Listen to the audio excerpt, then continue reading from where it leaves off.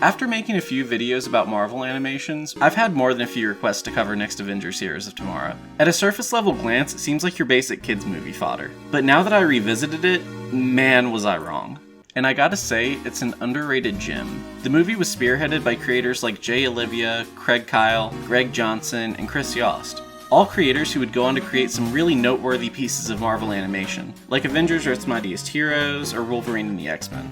So all that is to say, the best years of Marvel animation, and even some of the sparkle of the MCU started right here with this underrated little gem, Next Avengers Heroes of Tomorrow. Are you up for a little avenging? Avengers, assemble! This is one of the few animated Marvel flicks from the 2000s that can really stand on its own next to the DC animated movies that came after. And I think it's for exactly that reason that these characters still kind of linger around continuity and pop up in the comics from time to time. But we're gonna come back around to that later. So the premise is kind of basic. The Avengers fell to Ultron and Ultron took over the world. Now Old Man Tony is raising the baby Avengers on a secret island hidden away from the Ultron apocalypse. The movie opens with a retelling of the Avengers' origins to the kids on the team.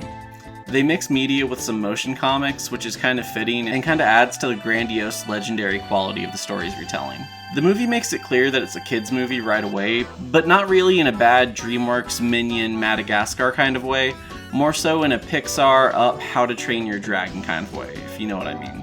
So the kids are tired of living on the island and want to go explore the outside world. And right after that conversation, the Vision comes back badly damaged, and Tony takes him in for repairs.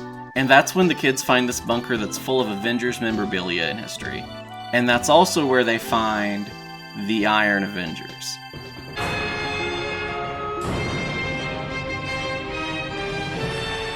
What is this? These are our parents. And then there's this just heartbreaking moment where one of the kids tries to talk to his dad and just doesn't understand that his dad isn't inside the armor. I mean, this is a kid who's never met his parents and never even been off the island. The only adult he's ever seen is Iron Man. And this is the closest to meeting his dad that he's ever come. It's just heartbreaking. So the kid accidentally sends the Iron Avengers off to war, revealing the island's location to Ultron.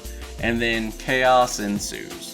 So there you go, there's your inciting action. If you want the rest of the plot, then go watch the movie yourself. I'm not Comicstorian. But there's a lot of moments in this movie that are just phenomenal. Like there's this Iron Man Ultron sequence that's just out of this world. I mean, I didn't know that Marvel ever did animation like that. The animation might be even better than the early DC animated flicks. In my opinion, when it comes to animation, Marvel has always been 3 steps behind DC. So in general, that just kind of took me by surprise. It's a very, very pretty looking movie. A lot prettier than Marvel's other outings like Ultimate Avengers, and surprisingly better than some of the comparable DC efforts.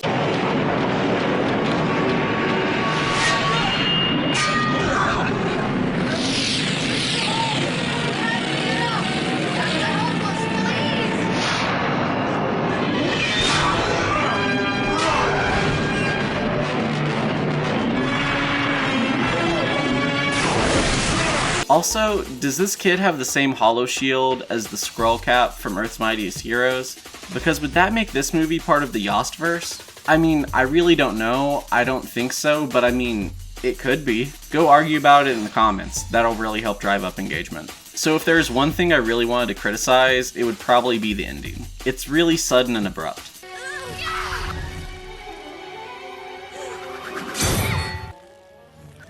That's not how tag works, Torin. You're supposed to run from Pym, not attack us. That's a human rule. An immortal Asgardian warrior runs from no one. You, Pym, and James are about to taste my sword's wrath. It's almost like this was supposed to be a soft pilot for a TV series that ended up never getting made.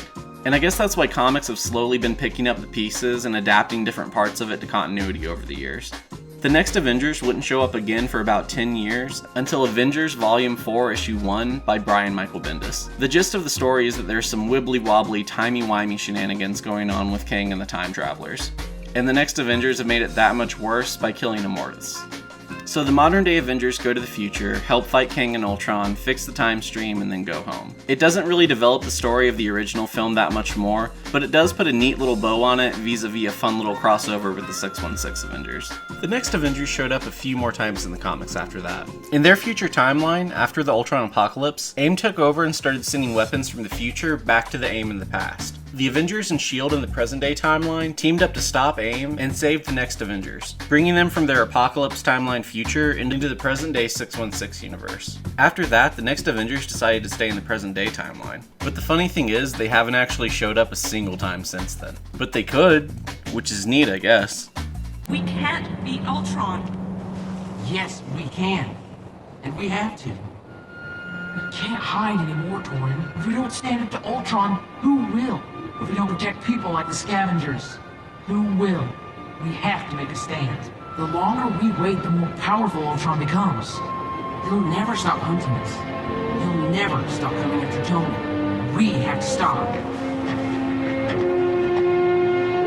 We owe it to our parents. We're all that's left of their legacy.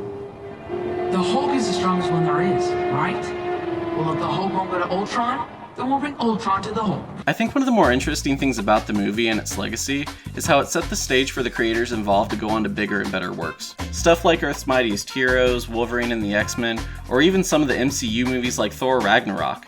These direct-to-video movies get overlooked a lot, and kind of for good reason. A lot of them aren't really that great. I'm looking at you, Ultimate Avengers. Hey, we're not finished yet! Bruh. But the ones that are good are serious hidden gems. Another one that I liked a lot was Planet Hulk, and that was one that was a lot better than I remember it being. So I think Planet Hulk is probably going to be the next animated feature that I cover.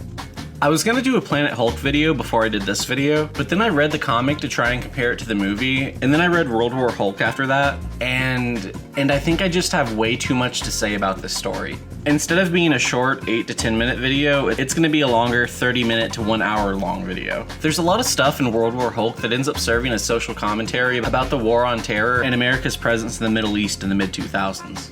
A lot of stuff that gets ignored or left out of the movie altogether. Lyle, wake up! You gotta wake up, please! Lyle, turn on the TV! They hit the Pentagon! They hit the fucking Pentagon! Turn on TV, it doesn't matter what channel. But I'll get around to talking about that movie another day. I wanted to talk about the comic a little bit more, which is why you're going to have to wait on it. But in the meantime, if you want to hear more of my thoughts about Marvel animation, you can check out my videos on Hulk, Silver Surfer, Earth's Mightiest Heroes, Wolverine and the X-Men, or a retrospective on the Disney Plus era of Marvel animation in these playlists here. And as always, I'd like to thank my lovely supporters on Patreon. Y'all already know you keep the swim ship sailing. So with all that being said, I've been Swim Team Captain 7 of Super Swim Team 7, signing off.